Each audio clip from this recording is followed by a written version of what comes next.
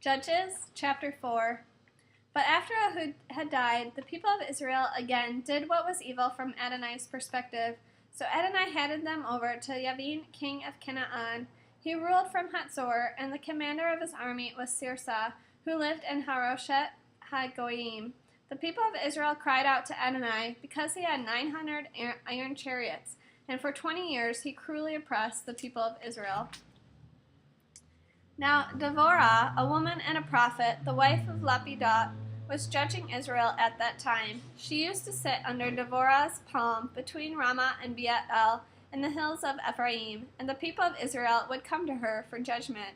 She sent for Barak the son of Aniam from Kadesh in Naphtali and said to him, Adonai has given you this order. Go march to Mount Tabor and take with you 10,000 men from the people of Naphtali and Zebulun.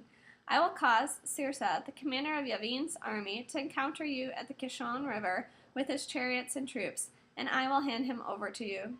Barak answered her, If you go with me, I'll go, but if you won't go with me, I won't go. She replied, Yes, I will gladly go with you, but the way you are doing it will bring you no glory, because Adonai will hand Sirsa over to a woman.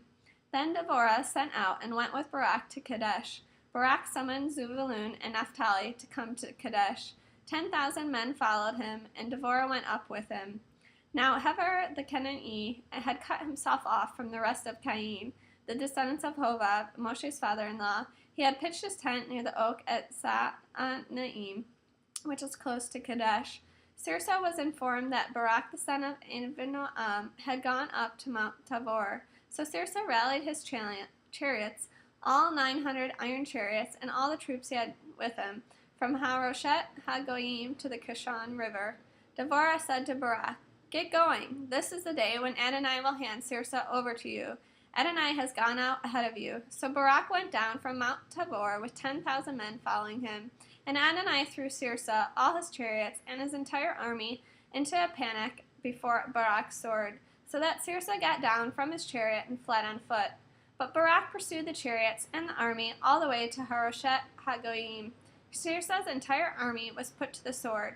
Not one man was left. However, Sirsa ran on foot to the tent of Yael, the wife of Heber the Kenani, because there were peace between Yavin the king of Hatzor and the family of Heber the Kenani.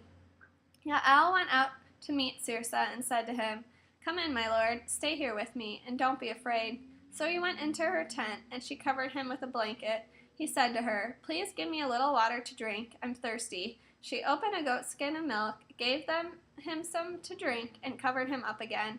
He said to her, Stand at the entrance to the tent, and if anyone asks you if someone is here, say no. But when he was deeply asleep, Yael, the wife of Heber, took a tent peg and a hammer in her hand, crept into him quietly, and drove the tent peg into his temple, right through to the ground, so that he died without waking up. So here's Barak pursuing Sirsa, and Yael steps out to meet him and says, Come, I will show you the man you are looking for. He goes into her tent, and there is Sirsa, lying dead with the tent peg through his temple. Thus God on that day defeated Yavin, the king of Canaan, in the presence of the people of Israel. The hand of the people of Israel came down more and more heavily against Yavin, the king of Canaan, until they had completely destroyed Yavin, the king of Canaan.